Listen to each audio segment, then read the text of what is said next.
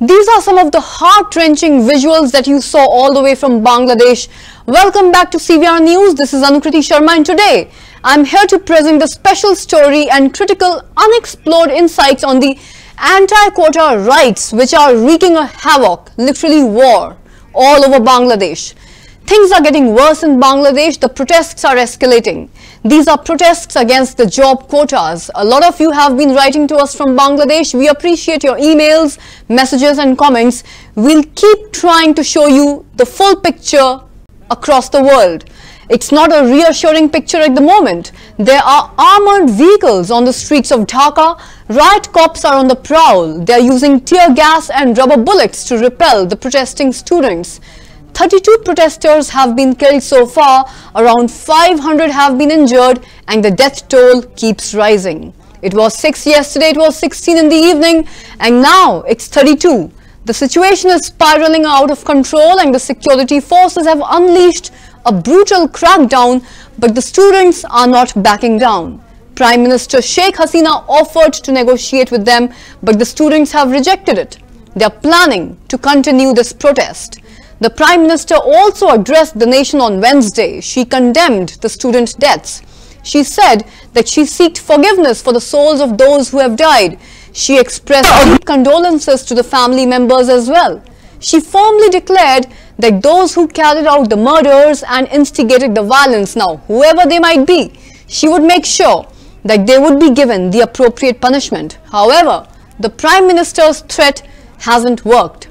Hundreds of protesters have gathered in Dhaka, many of them carrying large sticks. They set fires in the middle of the roads, attacking public property and faced off with the police officers. Take a look at these dramatic visuals. Social মিডিয়ায় মানুষ সমালোচনা করছে যে এই করিডোরের কথা বলছে এবং সবসময় বলে যে ভারতকে বাংলাদেশ বিক্রি করার একটি ষড়যন্ত্র চলে। এই দেশের মানুষের যারা সবসময় অপপ্রচার চালায় তাদের একটি মুখরোচক গল্প, সেই গল্পের আমরা পরিষ্কারভাবে আমার একটা প্রশ্ন আছে যে বিক্রিটা তাহলে ওজনটা কিসে মাপছে?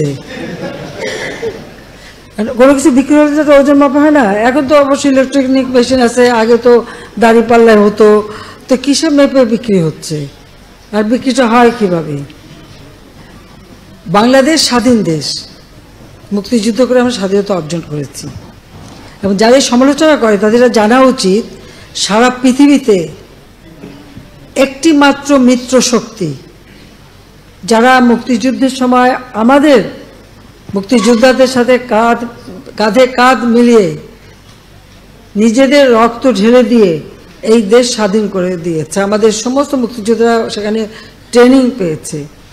পৃথিবীর যে কোনো দেশ যারাই কোনো যুদ্ধে মিত্রশক্তির সঙ্গে সহযোগিতা করেছে বা মিত্রশক্তি তাদের এসে সাহায্য করেছে, তারা কিন্তু সেই দেশ থেকে কোনোদিন ফেরত যায়নি। এখনও জাপানে আমেরিকার সৈন্য, জার্মানিতে রাশিয়ান সৈন্য সহ এরকম পৃথিবীর বিভিন্ন দেশ দেখলে সে দৃষ্টান্ত পাওয়া যাবে। এখানে ভারত কিন্তু ব্যতিক্রম।